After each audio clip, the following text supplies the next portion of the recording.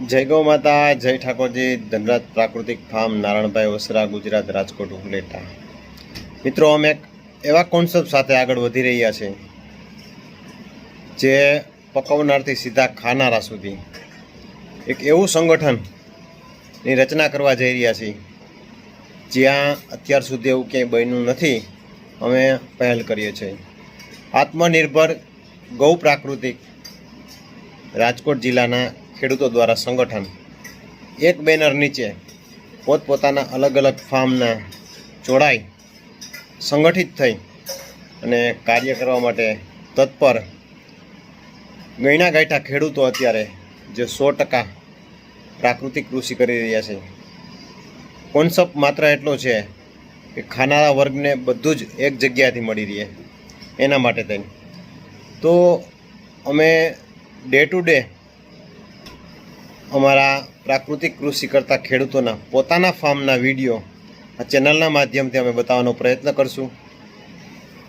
તમે પણ અમને સહકાર આપજો અમારા વિડીયોને શેર કરવા માટે, અને જેથી કરી જે સિટીમાં રહેતા લોકો પૈસા આપીને પણ છેતરાય છે એ ક્યાંય પણ છેતરાય નહીં એના માટે થઈ અને અમે એક આવો પ્રયત્ન લઈ અને આગળ વધી રહ્યા છીએ.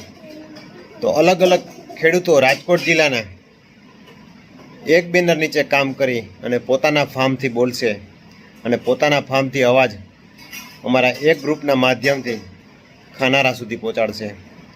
અને અમારી કૃષિ પ્રણાલી, અમારી કૃષિ પદ્ધતિ કઈ રીતે છે, કેવી રીતે કરીએ છીએ, ઝેરમુક્ત, રાસાયણિક મુક્ત અને પૌષ્ટિક અને શુદ્ધ આહાર શહેરીજનોને પહોંચાડવા માટે થઈ જે કરવું છે એ ખૂબ સુંદર અને સરસ કરવું છે.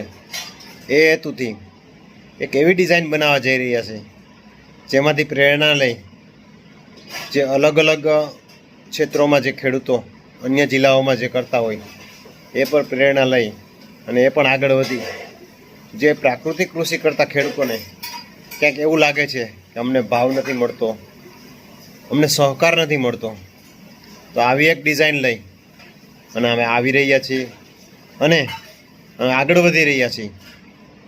અમે શું કરીએ છીએ, અમારા ખેડૂતો શું કરી રહ્યા છીએ એ અમે બધું જ તમને બતાડવા માટે છે.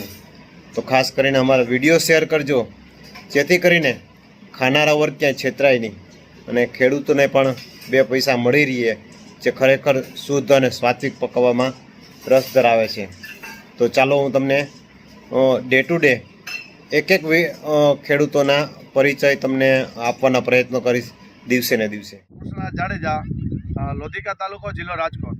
મિત્રો, આજે આપણે હકીકતની જે આપણે કહેવાય ને કે સુપર સ્ટોરી એની આપણે 3 મિનિટની અંદર વાત કરવાની છે. એટલે મારા કદાચ ત્રુટક શબ્દ હોય તો માફ કરજો, અધૂરી માહિતી સમજજો. હવે આપણે ગાય આધારિત પ્રાકૃતિક ખેતીની વાત કરવી છે. મિત્રો, સૌથી મોટી મુસીબત હોય છે આપણે ગાય આધારિત પ્રાકૃતિક ખેતી કરવા જાય એટલે એક દવાનો કોઈ હર્બિસાઇડનો કે ફંગીસાઇડનો કે પેસ્ટિસાઇડનો ઉપયોગ નથી કરતા. એ પહેલી વાત આવે છે.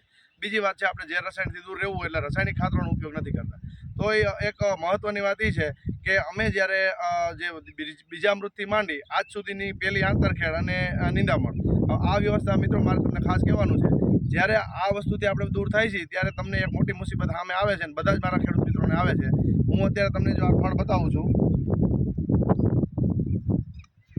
આ જે ખડ રહ્યું પાળામાં છે, તો મિત્રો એના માટે અમારે થોડુંક કલેજે પથ્થર રાખી અને જો આટલા માણસો દ્વારા અમારે હાથથી નિંદામણ કરાવવું પડે છે.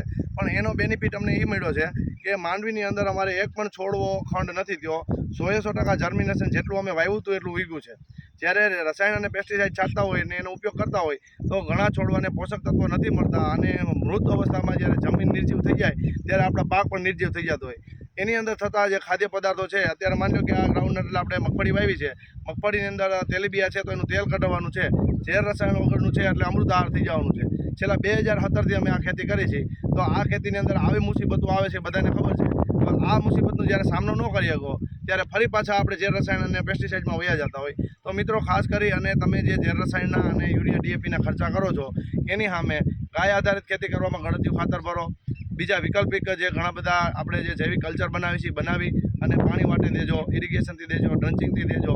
પણ આ વાતનું ખાસ ધ્યાન રાખજો કે ક્યારે તમારું મન ન ડગે અને આ રીતે જે પાક ઉત્પાદન કરો અને 2 મહત્ત્વના મુદ્દા છે આની અંદર કે તમે સારા કલ્ચર બનાવી અને છોડને આપો, ઉનાળાની માવજત કરો, ઊંડી ખેડ ન કરો, જમીનની અંદર પોચાપણું આવી જાય, અળસિયા આવી જાય એટલે સમજો કે તમારી દુનિયાની કોઈ પણ યુનિવર્સિટીની જરૂર નથી પડતી તમારે લેબોરેટરી કરવાની, જમીનની અંદર અળસિયા હોવા જોઈએ. તો મિત્રો બીજું અમે જે આંતરખેડ માટે હળવું ટ્રેક્ટર જે પાવર ટીલર છે બતાવજો. આ જે અમે અમારા એફપી દ્વારા નિર્મિત કર્યા છે, આ અમારા લતિકા ફાર્મર પ્રોડ્યુસર કંપનીમાંથી જે અમે ટ્રેક્ટર બનાવ્યા હતા, છેલ્લા 30 ટ્રેક્ટર હતા એમાં એક ટ્રેક્ટર અમે પણ રાખ્યું લીધું છે. તો આવા ટ્રેક્ટરને હળવી આંતરખેડ કરી અને તમારી જમીન પહોંચી રાખવામાં પણ મદદ કરે છે. તો મિત્રો જુઓ અમારી અત્યારે માંડવી કેવી સરસ એક જ પિયત આપ્યું છે. આજ 21/6/2024 રોજ અમે જે આ વિડીયો કરી છે એનો મૂળ મુખ્ય હેતુ એ છે કે ભાઈ આ રીતે આપણે પેસ્ટિસાઇડથી દૂર રહેવું હોય તો એક ખર્ચ આપણને લાગે છે, ઝીરો બજેટ ખેતી નથી થતી. ત્યારે તમે જો માણસો દ્વારા અમે નિંદામણ કરાવી છે. એક નિંદામણ કરાવ્યા પછી છોડ મોટો થઈ જાય ત્યારે આંતરખેડથી આપણે ખડ ઓછા થાય છે. તો મિત્રો આ રીતે ખેતી કરવા માટે તમારે આ બધી વસ્તુનું ધ્યાન રાખવું આવશ્યક છે. ખૂબ ખૂબ ધન્યવાદ. જય ગૌ માતા.